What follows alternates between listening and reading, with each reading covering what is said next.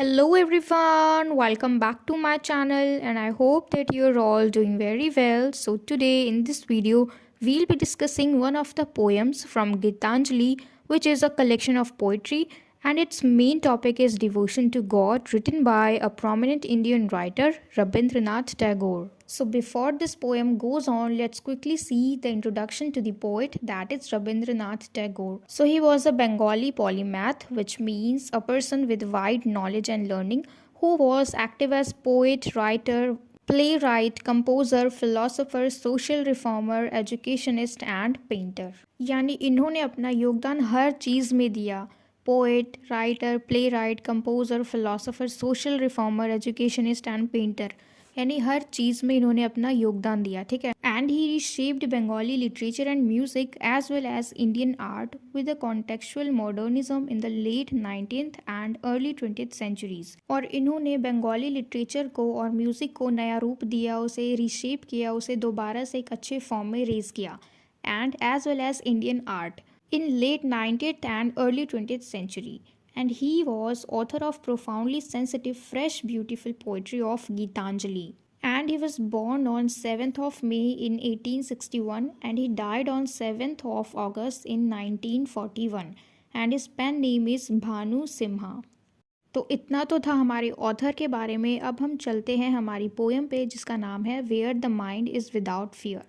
और ये जो पोएम है ये Gitanjali a collection of poetry, ये पोएम 35th नंबर पे आती है and it was published in 1910। And this poem represents Tagore's vision of new and awakened India, यानी एक ऐसा भारत जो बिल्कुल नया हो, जगा हुआ हो और वहाँ के लोगों में अवेयरनेस हो। अब ये पोएम में हम होप देखेंगे रविंद्रनाथ जी के कि आज़ादी के बाद हमारा भारत कैसा होगा। ठीक है, जहाँ पे किसी को किसी चीज़ का डर नहीं होगा, सबको सब चीज़ करने की आज़ादी होगी, जहाँ पे लोगों के अंदर डर नहीं होगा, ऐसा दिमाग नहीं होगा जो कुछ भी करने से डरे। और इसलिए हमारे पोएम का टॉपिक है where the mind is without fear, मतलब जहाँ पे किसी भी इंसान के अंदर डर ना हो, किसी भी दिमाग के अंदर डर ना हो कुछ भी चीज़ को करने का, यानी सब लोग आज़ाद होंगे और कोई भी किसी का गुलाम नहीं होगा। ठीक है, तो अब हम चलते हैं हमारी पोएम की तरफ और शुरू करते हैं फर्स्ट स्टांजा से। Where the mind is without fear and the head is held high, यानी ऐसा आज़ाद भारत जहाँ पे किसी भी लोग के दिमाग के अंदर कोई भी डर ना हो किसी भी काम को करने का, और जो सिर है उनका, जो हेड है, वो हमेशा ऊपर ही उठा रहेगा, यानी डिग्निटी से, सम्मान से उनका सिर ऊपर ही उठा रहेगा। क्योंकि अभी लोग कैद हैं, क्योंकि अभी लोग ब्रिटिशर्स के अंडर काम कर रहे हैं, तो इसलिए उन्हें अपना सिर झुका के चलना पड़ रहा है, क्योंकि वो लोग अभी स्लेव्स हैं, वो लोग उनके अंडर काम कर रहे हैं, वो लोग अभी गुलाम हैं, तो इसलिए वो अपना सिर डिग्निटी से उठा नहीं सकते। लेकिन आज़ाद भारत में वो सब कुछ करने के लिए फ्री होंगे। Where the knowledge is free, यानी जो ज्ञान है, एजुकेशन है, वो सबके लिए फ्री होगा और वो सबके लिए होगा, ऐसा नहीं कि सिर्फ अपर कास्ट वालों के लिए। And where the world has not been broken into fragments, और जहाँ पे ये पूरा विश्व ये टुकड़ों में नहीं बिखरा हुआ होगा। जब भारत आज़ाद हो जाएगा तो उसमें यूनिटी होगी। अब यहाँ पे सिर्फ एक कंट्री की बात नहीं हो रही है, पूरे वर्ल्ड की बात हो रही है, जहाँ पे जो ये पूरी दुनिया है वो टुकड़ों में नहीं होगी बल्कि यूनिटी में होगी, एकता में होगी। And the next is by narrow domestic walls where words come out from the depth of truth। और ये जो छोटी छोटी दीवारें हैं, नैरो डोमेस्टिक वॉल्स, ये किसकी दीवारें हैं? कास्ट की, ग्रीड की, कलर की, यानी रंग भेद होता है, वहाँ पे लालच है, वहाँ पे अपर कास्ट और लोअर कास्ट किया जाता है, तो ये सारी दीवारें ख़त्म हो जाएंगी और ये जो पूरा वर्ल्ड है यहाँ पे सच्चाई होगी। सिर्फ जो लोग हैं वो सच बोलेंगे, सच्चाई उनके दिल की गहराई से निकल के आएगी।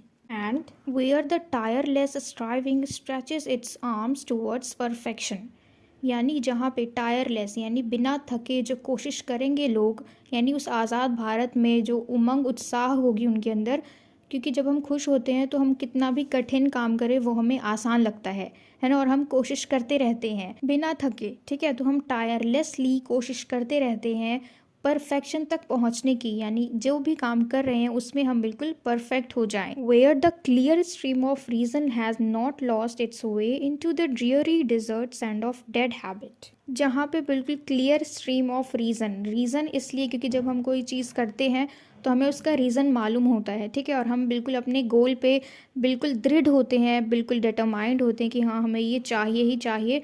तो जो भी हम करते हैं उसके पीछे हमारा रीज़न होता है, और रीज़न होने का मतलब है कि हर चीज़ क्लियर है कि हमें क्या चीज़ किस टाइम पे करनी है। और यहाँ पे क्लियर स्ट्रीम का मतलब है बिल्कुल साफ़ नदी जिसके अंदर ज़रा सी भी गंदगी ना हो। अब ये गंदगी कौन सी, जो लोगों की दकियानूसी बातें होती हैं, उनके जो बिलीव्स होते हैं लेकिन फॉल्स बिलीव्स होते हैं, ठीक है, वो सब कुछ सच नहीं होते हैं।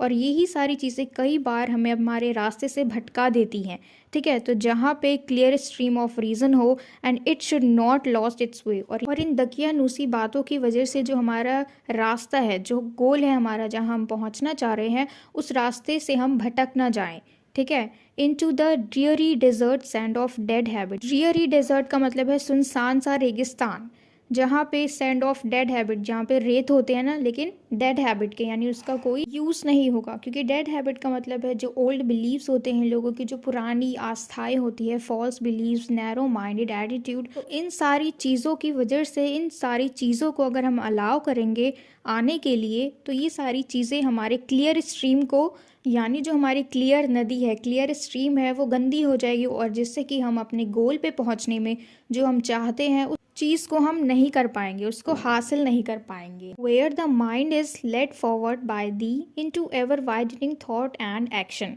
जहाँ पे, यानी एक ऐसे आज़ाद भारत में जहाँ पे हम खुद ही, हमारा दिमाग ही आगे की करने की सोचेगा, यानी जहाँ पे हम रह रहे हैं, जितने में हम सीमित हैं, सिर्फ उतने में ही नहीं बल्कि वहाँ से निकलने में, वहाँ से आगे बढ़ने में, हम जहाँ पे सीमित हैं सिर्फ उतने में ही नहीं रहेंगे।